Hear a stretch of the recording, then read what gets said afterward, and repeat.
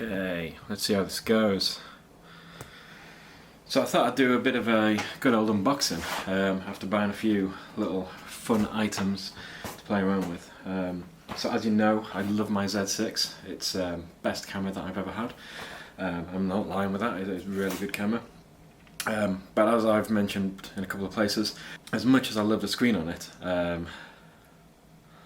I didn't realise when I bought the camera that I would be getting into YouTube so much. And it's my best camera at the moment, so it makes sense to use this camera. But unfortunately, this is difficult. So right now I'm filming on the Z6, and I'm praying that this is in focus, and that's kind of what I've been doing when I've been going out and about, is hoping that the camera is in focus and not being able to see the screen and having to get back and hope that it's not. And I've been looking around going like, what do I do? I really like doing this, I like filming the videos. Do I get into a bit more? Do I get a Z50, another Nikon camera, which I would love, my lenses would work on it, the screen flips down. Do I get a Canon M50, which is really popular? Do I get a Sony ZV-1? And to be honest, it would be absolutely absurd for me to go out and buy another camera so recently, as much as I do love buying cameras. Who doesn't love buying cameras? So, little unboxing video. Let's have a look. So, all of this is kind of like geared towards me hoping to get into YouTube a little bit more.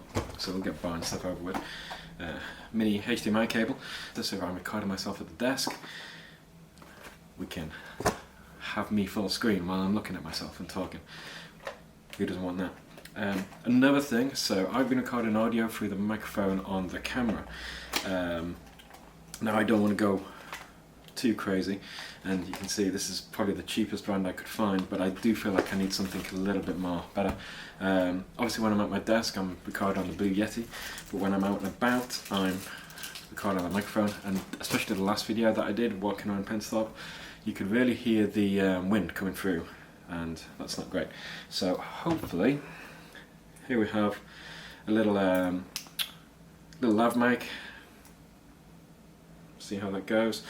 Hopefully that should improve audio quality when I'm out and about. So this one is the main one that I've been waiting for. Try not to cut myself over it. Can you guess what it's going to be? Well, hey. So, bit of information about this. Field monitor, 5.5 inch from Field World. The idea behind this is I can take it and put it on the back of the camera using the flash mount, and I get a bigger monitor. So a couple of reasons why I went for this as well. I can get a bigger screen on the back of my camera, I can get a bigger screen on the front of my camera so I can see myself. So what do I get inside the box? A little kind of like a surround for it. Let's go into more detail, let's get the fun part. So we've got the actual monitor itself. So it's not made of metal or anything, it's not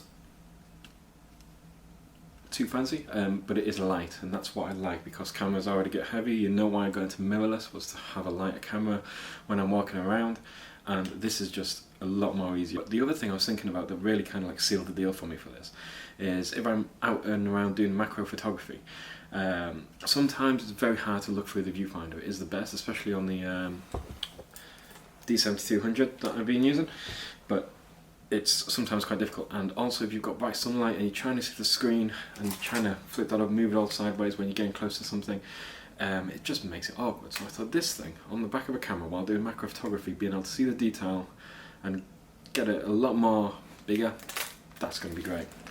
So this is just a little windshield for it to keep the sun out, and I think we get a couple of cables with it. I hope we get a couple of cables with it. So yes, mini HDMI cable, so that's to go with the longer one, so this one's a bit shorter obviously for the back of the camera, so it's not trailing everywhere. And a big selling point for this one is a little articulated arm. So I'll demonstrate with my D7200 here. So the idea is the articulated arm goes on the flash mount, nice and easy, locks in place, and then screen, screen goes on top, and also that screen, because you've got a locking mechanism here, that screen can tilt around so we can easily have it either way, and likewise the locking arm can go around. The other side of it as well is that with a really big draw is you've got another hot shoe mount just here. So if I want to, so I've mentioned having like a Rode wireless mic, eventually they seem to use the hot shoe mount. If I put something on the hot shoe mount, it's going to take that up. This gives me a spare one, slap something on the side, I'm a very happy person. Obviously batteries, I believe I've got a couple of batteries for it. Nothing too crazy, 2 batteries, because they came in a deal, they came in a pack. Another charger from newer, ever popular budget brand, who do really great stuff, so can't knock them too much. So I'm going to get these charged up, plug it in, and we'll see how it goes. And I think I might go into the garden and do a little bit of macro photography with it just as an example, and hopefully show you what the screen looks like. Happy days.